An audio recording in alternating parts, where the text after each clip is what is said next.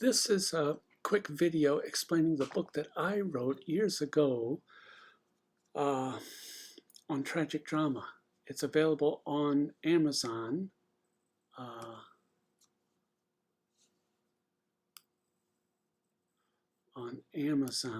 Called The Art of Tragedy and the Battle Against It. It's an ebook and a paperback. Students can get it. That should not be for free anyway. Students can get it if they want and see how the teacher writes.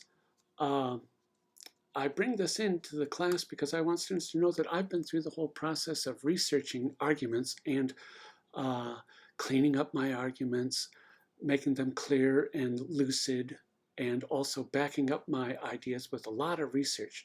So this book, I think, has 216, if I can remember correctly, sources. I read a lot of books and I included a lot of the ideas in my book. So I also have made a lot of arguments in my book on catharsis, tragic pleasure, irony, the sublime. He presents his arguments now as an aesthetic interpretation of tragedy, etc.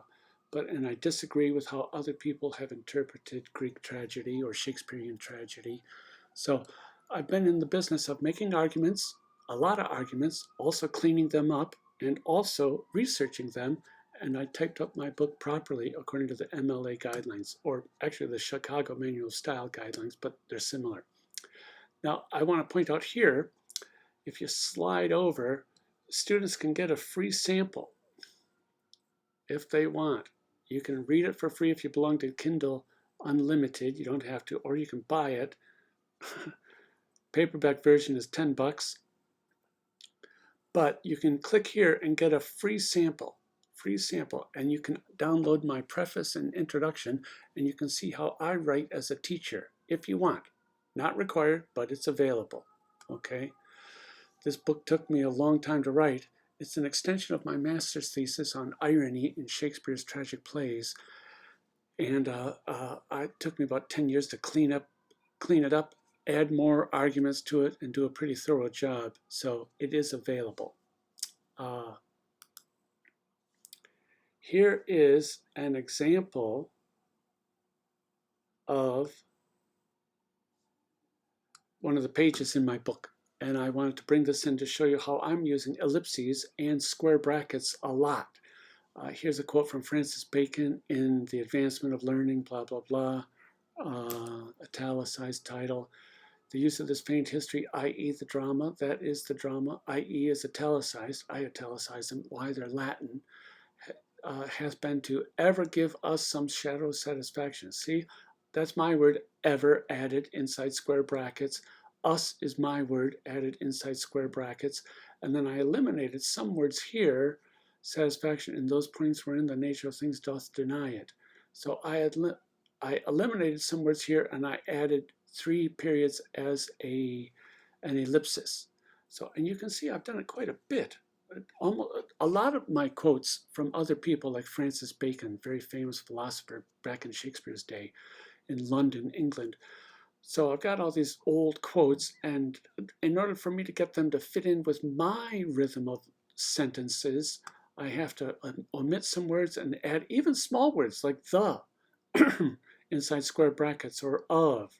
Okay, so even this, the capital letter B is going to begin the sentence, and in the Francis Bacon's word, it was not part of the beginning of a sentence. I make it the beginning of a sentence. So I put quotation marks here and square brackets. That's capital B is my B. So you can see I do this all over the place, and I think it's kind of helpful. Here's an example of the kind of footnote that I use. Here's the footnote. You can do this in Microsoft Word. It's called a footnote. The source goes in the footer, the foot of the page, hence the term footnote. You can also do endnotes, in which this number is here, number 197, and all these sources will be typed up at the end of a text, at the end of a chapter, or the end of a book. But a footnote goes in the footer. And you can see how I've typed this up. Francis Bacon is the author, comma, Advancement of Learning is the title, quoted in Quinlan, pages 110 to 11, period. This is my 197th footnote. I think I have, I don't know how many I have in there, but quite a few. And, I kind of enjoyed doing this book, but it was a lot of work. I'm happy about the fact that it's packed full of knowledge. I did a lot of research for this book. I want to show you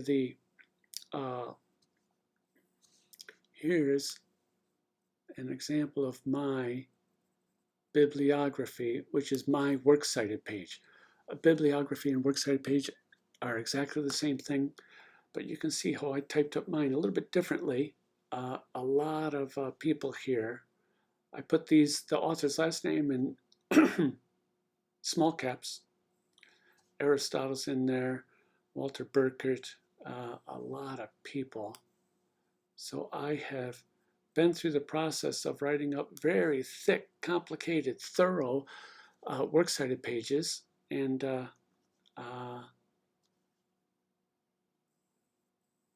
took me a long time, but it did make me feel good once it's all done. So anyway, I hope that gives students some encouragement to do some research. Research can be a lot of fun once you nail down the basic principles. Once you do it, you're a scholar, you feel good about doing it, and this is how college students are doing it everywhere in the world, and writers, scholars are doing it in books.